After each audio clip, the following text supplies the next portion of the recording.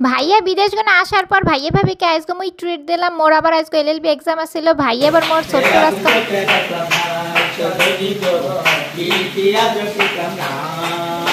আমাদের আপা পুষিয়ে দিয়েছে 5,000 টাকা নাতি হয়েছে। আমরা দোয়া করে আল্লাহ ভালো রাখুক, তারা শান্তিতে রাখ।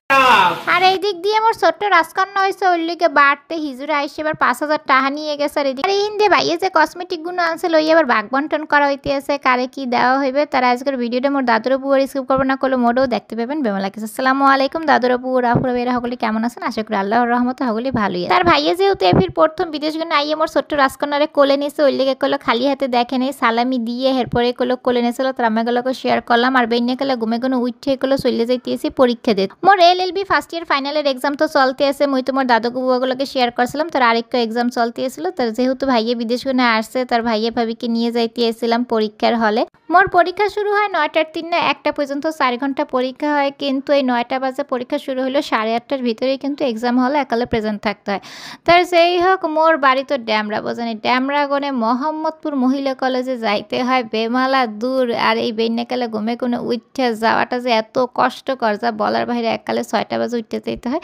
তার 6টা বাজে ওই যে ঘুমে গনে উড়ি হইয়া না অ্যাকচুয়ালি মুই সারাটা রাত্রিরই ঘুমাইতে পারি না। কি লইকে মোর ছোট রাজকন্যা রাতের 12টার 3 না একালে বেন্যাকালে 7টা পর্যন্ত নন স্টপ জাগনা থাকে। ও কোনো ঘুমাইবে না, ও কানবে, ওর লইয়া হাঁটা লাগে, পায়ে ঝুলান লাগে, খাওয়ার লাগে, মানে কত যে তালবাহানা করা লাগে। তার ওরে লইয়ে সারাটা রাত্রির পার হয়ে যায়। এত চেষ্টা করি সারাটা রাত্রিরে যে একটু বইয়ে পড়াশোনা করবো কিংবা রিভিশনটা দেই না, মোর মাইয়ে তো হ্যাঁ কোনোভাবেই মোরে সিস্টেম করে দেবে। আর যেই হোক জাগো গুড়াগাড়া আছে আর এত ছোট্ট বাচ্চা জাগো ঘরে আছে। ওনারা তো জানেন যে গুড়াগাড়া নিয়ে পরীক্ষা দেওয়া কিংবা লেখাপড়া করাটা যে কতটা কঠিন আর কতটা কষ্ট। মই কিন্তু সারা রাত্রি না ঘুমাইয়াই এককালে বেন্যাকালে রেডি হয়েই এরপরে গুলো চলে গেছিলাম পরীক্ষা দিতে। পরীক্ষা হলে কোনো বাইরে হয়ে গেলাম, বাইরে হয়ে এরপরে গুলো ভাইয়া ভাবিকে নিয়ে চলে গেছি চাইনিজ রেস্টুরেন্টে।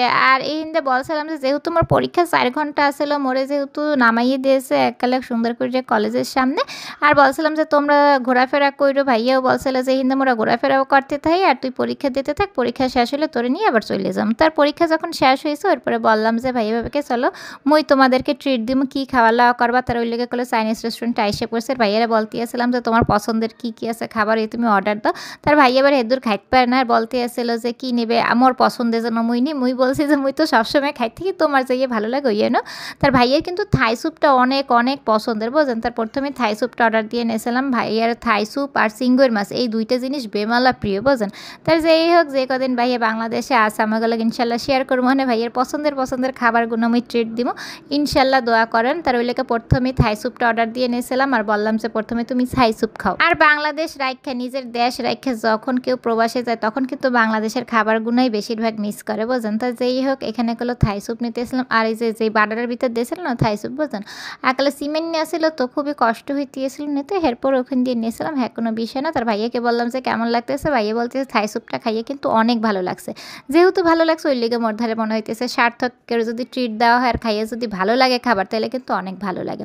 আমরা গেলাম মুইও খাইতেছিলাম। আর মোর দাদুরা বুয়ারা তো জানেন মোর পছন্দের খান কলো চাউমিন। মুই যেহেনেই যাবো চাউমিন তো খামই কেমন। তার ভাইয়ের পছন্দের প্রথমে স্যুপটা মোরা খাইতে আসছিলাম, এইয়া খাইয়া চাউমিন তো মুই নিমুই, ওইটা কোনো মিস নেই বোঝেন।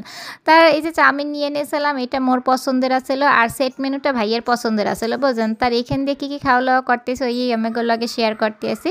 ভাবিকে বললাম যে তুমি কি খাবে, ভাবি বলছে যে মোরা যে ইয়ে খাবো হেয়ে কলো খাবে। তার এইখান দিয়ে কলো মুই ডুয়েল ক্যামে ভিডিও করতে এসেছিলাম আর ভাইয়াই কুল দিয়ে ভাবিকে বলতে এসে কি অম্মি কি দেখো দিয়ে কই আন্ডাটা কি পড়িয়ে গেছে। আরে বোঝে একটু শয়তানি বান্ধবী করতে নিয়েছিল ওই আন্ডাটা নিয়ে, এই আন্ডাটা নিচে পড়িয়ে গেছে। এই গেছে কি হাসি আসছে বোঝ। তার ওই আন্ডার টুকরোটা আবার নিচে পড়িয়েছিল না, হিন দিয়ে এবার একটু ওয়েটার হাইটতে যাইতেছিল, ওয়েটারের পায়ের তলায় এবার আন্ডাটা পড়ছে বোঝেন। মোরা এই এলো এত হাসাহাসি করছিলাম যে বলার বাইরে। তার এই হিন দিয়ে তোমরা ভরপুর খাওয়া দাওয়া করছিলাম। এরপর ভাইয়া ভাবিরে জিজ্ঞাসা করছিলাম আর তোমরা কি কি খাবে, কিছু খাইবে না, পেট এককালে ফুল হয়ে গেছে। মুই মোর মাইয়ের লইকে পার্সেল নিয়ে এখন চলে যাইতেছিলাম। রাস্তার ভিতর বড়ই দেখতে পাইয়ে বাইরে আবার বড়ই নিয়ে নিলাম। আর মোর মাইয়ে মুখে ফোন করিয়ে বললে দিয়েছিল যে ও চিকেন ফ্রাই খাইবে, ওর লেগে আবার চিকেন ফ্রাই করলে আমি পার্সেল নিয়ে নিছি বোঝেন। তার বাড়িতে আইসে প্রথমে করলো ওর চিকেন ফ্রাই দিয়েছি। আর মোর ছোট্ট রাজকন্যারে তুমি সারাদিন মিস করতে থাকছিলাম। আর রেস্টুরেন্টে যতক্ষণ আসলাম ওর লগে করলো ভিডিও কলে দেখছিলাম বোঝেন। মোর ছোট্ট রাজকন্যারে ভিডিও কলে রাখিয়ে গেলো আমি খাওয়া দাওয়া করছিলাম। আর এই হিন্দে ওর লেগে চাউমিন আর চিকেন ফ্রাই নিয়ে এসেছি। মোর মাইয়া ইয়ে খাইতে বেমালা ভালো পায়। ওর পরেও ওর জিজ্ঞাসা করছিলাম তুমি কী খাইবা, মুই যেহেতু রেস্টুরেন্টে আসলাম ওর লেগে করলে এই নিয়ে আসছি। ও পাইয়া তো বেমালা খুশি হয়ে গেছে। আর মুই যখনই বাইরে যাই মোর মাইয়া দুইটারে রাইখে বোঝেন, ছোট্ট মাইয়া তো এখনো কিছু খাইতে পারে না। আর ওরে যেকালে রেখে যাই ওর লইগা কিছু না কিছু মুই তো নিয়ে আসমি, যদি না নিয়ে আসি বাড়তে বোঝেন তাহলে তো মোর পরাণ পড়বে। এই এর ভিতরে মগো বাড়তে আবার হিজড়াইয়া হাজির যে মোর ছোট্ট রাজকন্যা হয়েছে ওই লইগা কিন্তু ফেমাস হয়ে যাবে। আসসালামু আলাইকুম, আমার নাচা দাদা ভাইয়ের বাসা। কেমন আছেন আপনারা, কেমন আছেন? আমরা ভালো আছি ভাইয়া, আপনি ভালো আছেন? জি আলহামদুলিল্লাহ। আপনার বেবি হয়েছে, আপনার নাতি হয়েছে, তাই আমরা নাচতে আসছি। আজকে নিয়ম আমরা 11,000 টাকা কম দিয়েছে। একটু রং দাও, একটা বাচ্চা করে না না, একটা গান গান, একটা গান গান। গান লাগাই গজল বলি। হাদিসের দুলা ভাই গাও, তুমি গাও। না থাক 2500 দিছে দুলা ভাই যাইবো কেন? জান আপা 2500 টাকা কেন 5,000 দিলে আপনি কমে যাবে? এই ছেলের দরকার, ছেলে বাচ্চা দিন আল্লাহ আল্লাহ আল্লাহ আমার বোনের মনের আশা পূর্ণ করেছে। ভালো করে দোয়া করেন। আমরা আসমা আমাকে 5,000 দেবে। হ্যাঁ 5000 আল্লাহ ইনশাআল্লাহ। আমার তাহলে 5000 আগে বুকিং। বুকিং বিয়া নিমু চলে ওই নিমু নাতি না বিয়ে করতে না আবার নাতি বিয়া করাবেন না। সূর্য তো রূপবালা আছে, জানি আল্লাহ রহমত করে আল্লাহ ভালো রাখে, সুখে রাখে। প্রেমের আগুনে জ্বলে গেলাম সজনী গো, সেই আগুন চোখে দেখলাম না সজনী গো, পিরিতি আজ শিখলাম না। এই প্রেমের আগুনে জ্বলে গেলাম সজনী গো, সেই আগুন চোখে দেখলাম না সজনী গো, পিরিতি আজ শিখলাম না। আমাদের আপা পুষিয়ে দিয়েছে 5,000 টাকা, নাতি হয়েছে, আমরা দোয়া করে আল্লাহ ভালো রাখুক, শান্তিতে রাখ। তার ওরা কলো এরকমের আসুক্কা আইয়ে 5,000 টাকা নিয়ে গেছে। আর ঘুরে ঘুরে হইলে হিজড়ারা তো বাড়তে আসবেই। মোর বড় মাইয়া যে কালা হয়েছিল তখনও কলো আসছিল, আর তখনও 5,000 টাকাই নিয়েছিল, আর এখনও কলো 5,000 টাকাই নিল।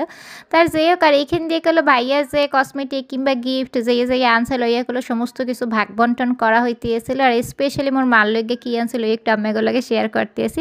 মোর মায়ের বেবালা পছন্দের এবং দরকারি আর উপকারী জিনিস কিন্তু এইগুলো আসছিল, যে ব্যথা বিষের মলম বিভিন্ন প্রকারের আনছে, টাইগার বা মুভ, এরপরে যে পানির নেহান বোতলের ভিতরে বোঝেন 20 ব্যথার ঔষধ, এইটা যে এত ভালো যা বলার বাহিরে। তার ভাইয়া এইগুলো আনছে দেখে মোর মায়ের তো বেমালা খুশি হয়েছে, কারণ এই জিনিসগুলো মোর মায়ের বেমালা দরকারি আর অনেক উপকার হয়। ইয়া যেকালে যে কেউ বিদেশ কোণে আসলে এই জিনিসটা এগুলো মোর মায়ের একটু আবদার থাকে। মোর মায় তো খুশি তাকালে কাইন্দে দিয়েছে, আর বলতে আসছিল যে নিজের পোলা দেখে ইয়া আনছে বোঝেন, ইয়ে বললে কাইন্দে দিয়েছিল। তা যে করলে ভাবলাম যে মোর মায়ের এত গুরুত্বপূর্ণ জিনিসগুলো আমি এগুলোকে শেয়ার করি।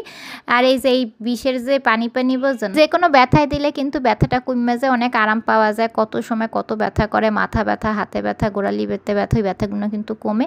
আর এই যে চকলেটগুলো যে আনছিল, এই চকলেটটা স্পেশালি খেজুর চকলেট, এত মজা আছিল। মুই কিন্তু পার্সোনালি কখনোই খেজুর খাইতে পছন্দ করি না, কিন্তু এই চকলেটটার ফ্যান হয়ে গেছি মুই এটা খাইয়া। তার যেইটাই হোক, এই চকলেটটা একটু খুললে আমি এগুলোকে শেয়ার করতে আসি, যেহেতু এত প্রশংসা করলাম। এর ভিতরে কি আছে দেখেন, উপরে কিন্তু এরকম মিমি দিয়ে একটু প্রলেপ দেওয়া বোঝেন, কিন্তু কামড় দিলে ভিতরে পুরাটাই আস্ত একটা খেজুরের ভিতরে আবার একটু বাদাম দেওয়া। এত টেস্টি চকলেটটা খাইতে যা বলার বাহিরে। আর ভাইয়া কিন্তু সবসময় অনেক ধরনের চকলেট আনে, সব চকলেট খাইতে খাইতে কমন হয়ে গেছে, খালি এই চকলেটটা আনকমন আসলে ইয়ামেগুলো একটু শেয়ার করলাম। আর বাকিগুলো তো সব কমন হয়ে গেছে। সমস্ত চকলেটগুলো খুললে কিন্তু একত্রে করতে এসেছিলাম, যে তারপর সমস্ত কিছু দেওয়া হইবে সবাইকে, কারণ এক পদের চকলেট দিলে তো লাভ হবে না, সমস্ত কিছু মিক্স করে দিলে সবাই সব কিছু পাইবে। আর এই যে সবাই দেখেন সুন্দর করে এই যে বসে রয়েছে, আর এখানে সমস্ত কিছু ভাগ বন্টন করা হইতেছে, কারে কি দেবে কোনটা দেবে।